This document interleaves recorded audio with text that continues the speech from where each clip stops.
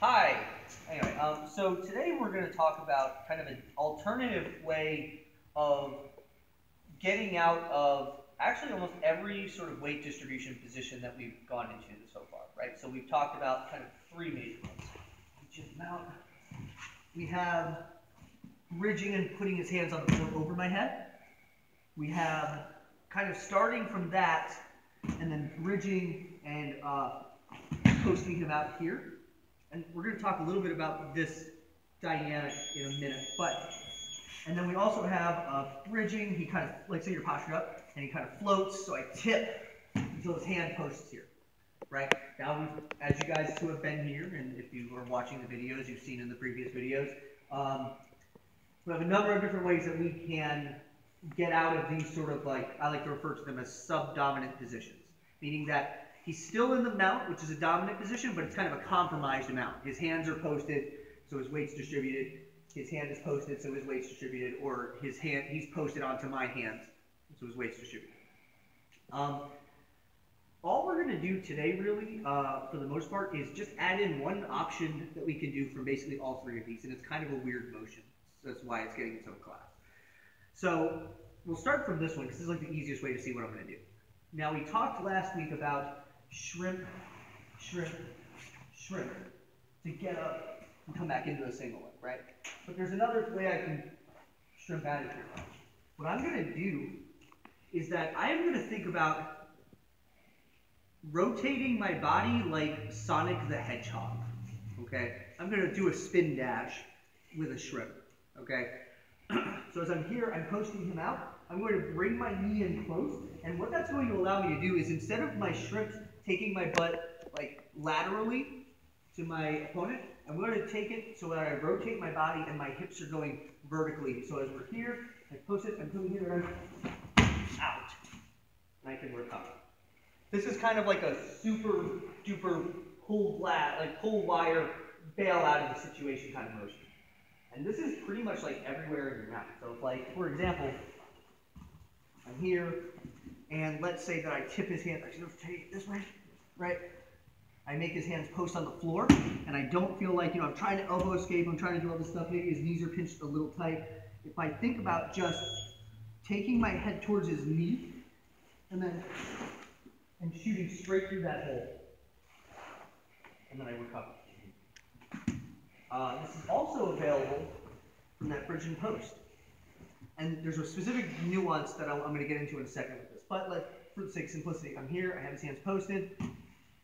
I bridge him up here. You don't have to. I bridge him up here, and I'm like fighting for it. It's not quite firing. So I'm out.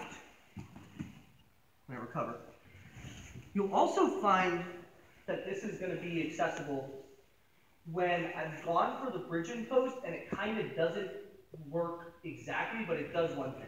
So I move him out, his hands are posted, and what happens is I kind of bridge and post, but kind of keep really tight on this mount. So I bridge, and I kind of end up here. You see what I'm saying? So I'm posted on his hips, but he's still on the ground. So he's not so much on my arms as much as at the end of my arms, right? You guys see that? So now from here, what I'm going to do is same principle. I'm bringing my head like to his knee, right? And I'm rotating my hips out. Like I'm going like a little spin dash like something. And then I recover like usually a butterfly guard. So it's not dissimilar to the end of the like when we bridge and post and we go to the butterfly guard. Instead of kind of posting him away and pummeling my knees in, I am keeping him where he is and shooting my hips out from underneath, right? So pretty basic idea for today. I'll do that kind of all it is instead of a shrimp this way, where my hips are facing that direction, I'm going here and I'm shooting my hips out that way. So it's a full, like I guess it'll be about 90-degree rotation here. So, put that in context. Again, here, the easiest one is say you're postured up, I bridge, he serves, I tip. So this is kind of the most accessible from here. From here, I'm going like towards his knee and out. Well, here, I bridge and post his hands, and maybe I'm just having a hard time, like maybe I was working with this elbow escape so I get close, is I'm just going to like hard commit to my head going in. I can almost even allow my elbow to cross because I know I'm going to strip my hips out. I don't want to hang out here obviously, but I can kind of go out this pocket. Does that make sense, guys? And then the last one, more commonly than if they're posting at the end of my arms, is maybe I went for that bridging post and like you say your hips are really heavy and I kind of ended up here. So he's like, he can't really climb back up. So it's like Marsh trying to climb back up. And so he's at the end of my post, but I don't really have the exit path, right? So from here, I'm curving this way, shooting my hips out, and recovering the guard.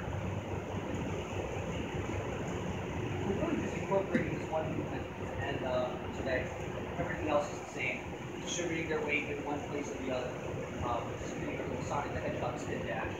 So, does anybody have any questions about that? No?